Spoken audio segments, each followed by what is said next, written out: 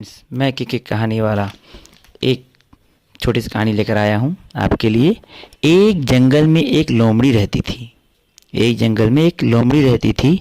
बहुत सारे जानवर उसके दोस्त थे। वह दिन भर उसके साथ खेलते कूदते हुए समय बिताती थी। उसे खुशी थी कि उसके इतने सारे दोस्त थे। उसे इस बात का घमंड भी था कि वह जानवरों के बीच प्रसिद्ध थी और उसे बहुत सारे जानवर पसंद करते थे। परंतु एक दिन वह अपने दोस्त से मिलने के लिए बाहर निकली। अचानक उसने शिकारी कुत्तों के भौंकने की आवाज़ सुनी। वह डर गई। वह जानती थी कि अगर उसने बचने की कोशिश नहीं की तो वह शिकारी कुत्ते उसका पीछा कर उसे मार डालेंगे।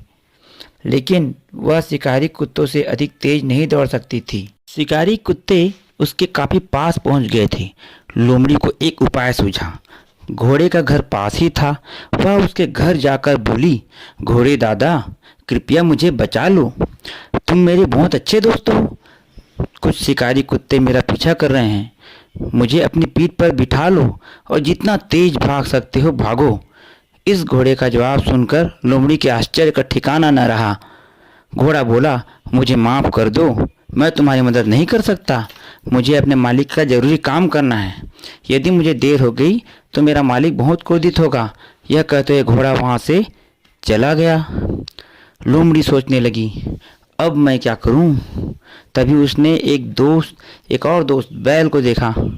वह बैल के पास दौड़ कर गई और बोली, बैल मेरे दोस्त, मुझे बचा लो। तुम मेरे बहुत अच्छे दोस्त हो। मुझे अपनी पीठ पर बिठाकर दौड़ चलो, नहीं तो शिकारी कुत्ते मुझे मार डालेंगे। बैल ने कहा, मुझे माफ़ कर दो, मैं तुम्हारी सहायता नहीं कर सकता। मुझे कुछ ही देर बाद अपने एक दोस्त से मिलने जाना है। मैं देर नहीं करना चाहता। यह कहते हुए बैल चला गया।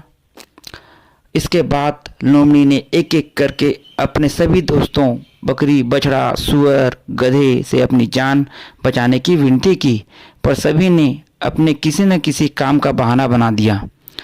उनमें से कोई भी शिकारी कुत्तों से लोमड़ी की जान नहीं बचाना चाहता था।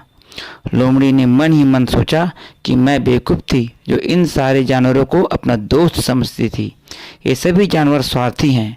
मैं इन पर निर्भर नहीं रह सकती। शिकारी कुत्तों से बचने के लिए मुझे स्वयं ही कोई रास्ता निकालना होगा।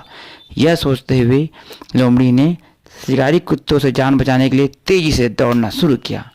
अब उसने तेज़ी से दौड़ना शुरू किया और उसकी जान बच गई। थैंक यू दोस्तों।